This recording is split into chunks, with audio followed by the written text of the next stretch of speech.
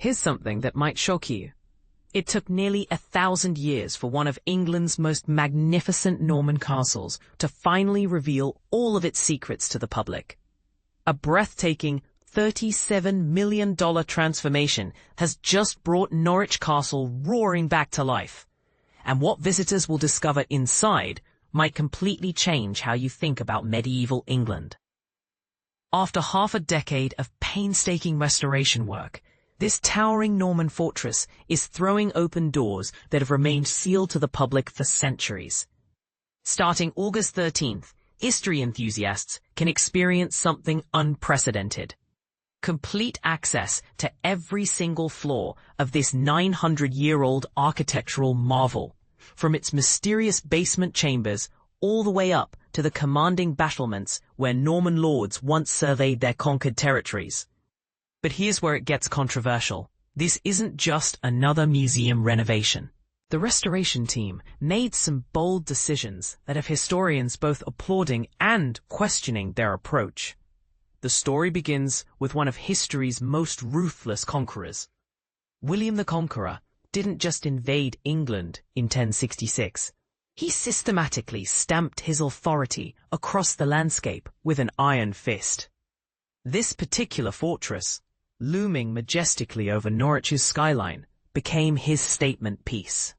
Commissioned immediately after William's conquest, the castle was designed as an unmistakable symbol of Norman dominance. Finally completed in 1121 under his son Henry I's reign. Standing an imposing 89 feet tall, this Romanesque masterpiece served a darker purpose for 5 centuries. It functioned as a formidable prison before transitioning into a museum in 1894. The walls that once contained medieval prisoners now welcome curious visitors, eager to understand England's turbulent past. The restoration project represents something extraordinary in heritage conservation. Through decades of intensive research, specialists have meticulously reconstructed the keep's original medieval layout, breathing life back into spaces that had been lost to time. Visitors can now wander through authentically furnished chambers, including the castle's kitchen facilities, the private chapel where Norman nobles prayed, the king's personal quarters, and the magnificent Great Hall where power was wielded and justice dispensed. Project manager Hannah Jackson captured the transformation perfectly when she explained to ITV News. It's such an iconic building from the outside, but with this project, we've managed to do that justice from the inside as well. But some critics wonder, have we gone too far in our quest to recreate the past? And this is the part most people miss. The castle's new Gallery of Medieval Life tells stories that challenge everything you thought you knew about medieval society. This remarkable exhibition showcases over 900 carefully selected artifacts, including 50 prestigious loans from the British Museum itself. The collection spans from the Norman conquest through the Tudor period, even touching on the reign of the notorious Henry VIII. However, here's what makes this display truly revolutionary. It deliberately shifts focus away from the typical noble-centric narrative that dominates most medieval exhibitions. Instead of glorifying kings and queens exclusively, the gallery illuminates the lives of ordinary medieval people, craftspeople, farmers, merchants, and clergy members who actually built and sustained medieval society. Through archaeological discoveries, personal belongings, and sophisticated scientific instruments from the period, visitors encounter a more complete and honest portrayal of medieval England. The integration of cutting-edge 21st century technology creates an immersive experience that some traditionalists find jarring. The Great Hall now pulses with audio-visual presentations that recreate the sounds and atmosphere of medieval life.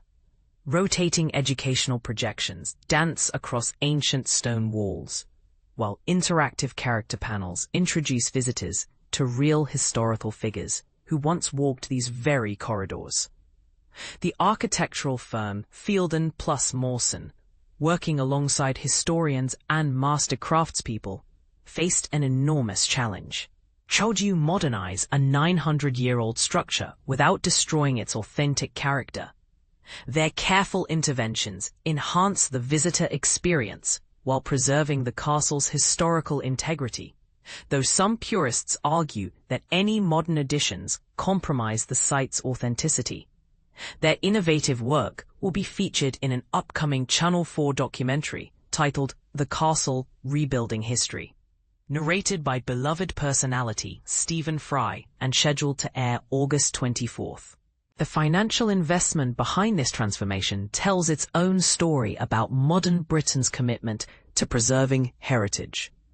National lottery players contributed a substantial £13 million, $17.5 million grant, while Norfolk County Council and additional funding sources provided another £12 million, $16 million.